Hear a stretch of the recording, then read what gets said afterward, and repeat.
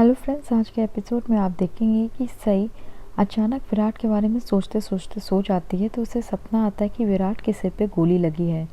सई चौंक के उठ जाती है और ज़ोर ज़ोर से विराट का नाम लेने लगती है। आई भागकर आती हैं तो सई से कहती, क्या हो गया, तुम इतनी ज़ोर ज़ोर से क्यों रो रही हो? अच्छा एक काम करो, पहले पानी पियो। मैं जानती हूँ तुमने बहुत बुरा सपना देखा है, पर बेटा खुद को संभालना होगा। तुम इतनी बुरी बुरी बातें सोच ही क्यों रही हो? हम पॉजिटिव भी तो रह सकते हैं। चलो अब तुम मेरे साथ सोगी, मैं तुम्हें सुलाऊंगी और तुम चैन की नींद सोगी और कुछ भी नहीं सोचोगी। इधर श्रुति विराट के सामने आ जाती है और गन तान के बोलती है, मेरा नाम है श्रुति पावड़े, मैं सदानंद पावड़े की बीवी हूँ। वो सदानंद पावड़े जिसको तुमने मार दिया है, मैं उसकी विधवा हूँ। वो सदानंद पावड़े जिसका होने वाला बच्चा अभी अपने बाप की शक्ल भी नहीं देख पाया था, लेकिन तूने पहले उसे मार दिया। तभी विराट कहता है कि अगर तुम मुझे मारना चाहती हो तो बेशक मार दो, लेकिन मेरी पूरी बात सुनने के बाद। फिर अगर तुम्हें लगे कि मैं गलत हूँ तो मुझे मार देना। श्रुति कहती है कि मैं तेरी बात क्यों सुनूं, तू मेरे पति का हत्यारा है। फिर तुझे ऐसा क्यों लगता है कि मैं तेरी कोई भी बात सुनूंगी? उधर पुलिस स्टेशन में कमिश्नर साहब कहते हैं, वेल डन बॉयज, लेकिन इस जीत का जो असली हकदार है वो कहाँ है? विराट कहीं नज़र नहीं आ रहा, गया कहाँ? इंस्पेक्टर कहता है कि विराट सर बीच रास्ते में उतर गए थे, फिर तब से हम उन्हें फ़ोन कर रहे हैं लेकिन उनका फ़ोन नॉट रीचेबल जा रहा है। हमने उन्हें ढूंढने की कोशिश भी की पर वो नज़र ही नहीं आ रहे। शायद अपने दोस्त की मौत से बहुत परेशान है। कमिश्नर साहब कहते हैं, बेवकूफ़ों, ऐसी गलती मत करो, ये एरिया बहुत अच्छा नहीं है। जाओ और मेरे ऑफिसर को ढूंढ कर लेकर आओ, कहीं इमोशनल होकर वो कोई गलत काम ना कर बैठे, मुझे उसकी बहुत टेंशन हो रही है।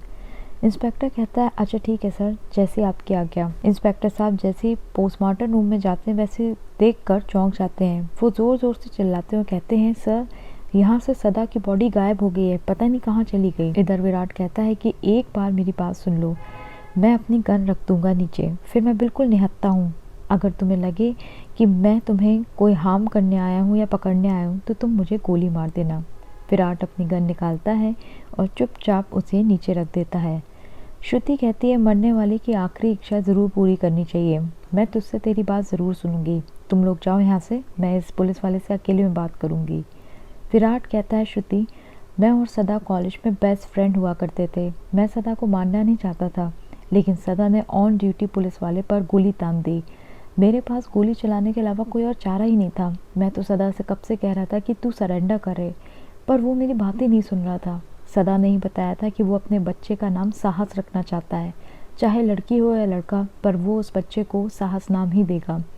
उसने मुझसे ये भी वादा लिया कि मैं तुम्हारी मदद करूं, ताकि तुम बिना किसी के विघ्न बाधा के अपने बच्चे को जन्म दे सको। पुलिस तुम्हारे पीछे बहुत बुरी तरह पड़ी है, वो तुम्हें पकड़ना चाहती है, इसलिए मैं तुम्हें सेफ हाउस ले जाना चाहता हूँ। श्रुति कहती है, अच्छा तो तुम मुझे सेफ हाउस ले जाना चाहते हो, लेकिन तुम्हें ऐसा क्यों लगा कि तुम जो भी बोलोगे मैं तुम पर यकीन करूँगी? विराट कहता है कि मुझे पता है कि तुम्हें मेरी किसी बात पे कोई यकीन नहीं है। मैं शाम को फिर आऊँगा, वो भी निहत्था।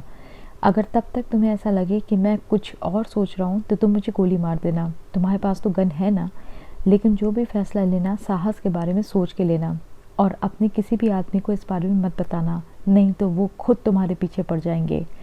इतना कह के विराट वहाँ से चला जाता है। भवानी काकू कहती है, सही ये क्या हाल बना रखा है? तुम एक पुलिस वाले की बेटी हो, एक पुलिस वाले की पत्नी, लेकिन तुमने तो रो रो के अपनी बुरी हालत कर रखी है।